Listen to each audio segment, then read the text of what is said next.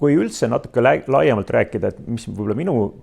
kõige suurem hetkel kriitika kriminaalmenetluse kohta on nagu see, et kui me omal ajal ikkagi seda nii-öelda võistlevat menetlust siin common law maadest eelkõige üle võtsime, et võib-olla me lõpuks saime nii-öelda selgeks enam-vähem selle, et mis on see nii-öelda normistik ja kuidas see tegelikult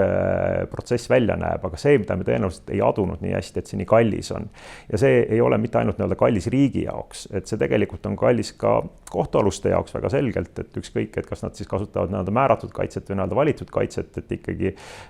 üldjuhul õigusabikulud jäävad kohtualuse kanda ja tegelikult me räägime, et meie võistlev menetlus on nii-öelda nagu tundub nagu probleemid, asjad venivad, samas kui me vaatame statistiliselt, siis neid võistlevaid menetlusi on hästi vähe. Ja mulle tundub, et Eesti õiguskultuuri arengu kontekstis oleks hea, kui võistlevaid menetlusi oleks rohkem ja inimesed julgeksid rohkem sinna ka minna.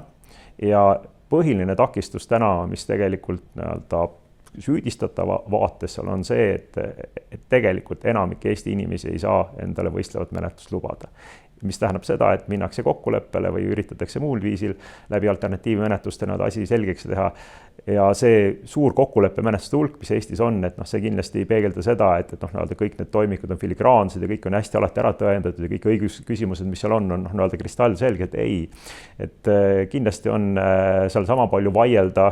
nendes asjades, võib-olla kui nendes võistlevates menetlustes, aga lihtsalt inimesed loobuvad vaidlemast, kuna neil ei ole kahjuks seda võimalik. Ja see on minu kriitikat võib-olla selle tänase menetluse kohta, et võib-olla selline ameerikalik lähenemine ühiskonnale, et sa oled ise süüdi, kui sa oled vaene ja ei saa palgata endale advokaati ja siis sa lähedki vangi, et võib-olla Eesti ühiskonna sellise suhtlemise kontekstis ei ole see, minu jaoks vähemalt tundub, et võib-olla Eesti ühiskonna selline solidaarsusmäär ja nagu selline ootus õigussüsteemile on veidi midagi muud kui Ameerikas.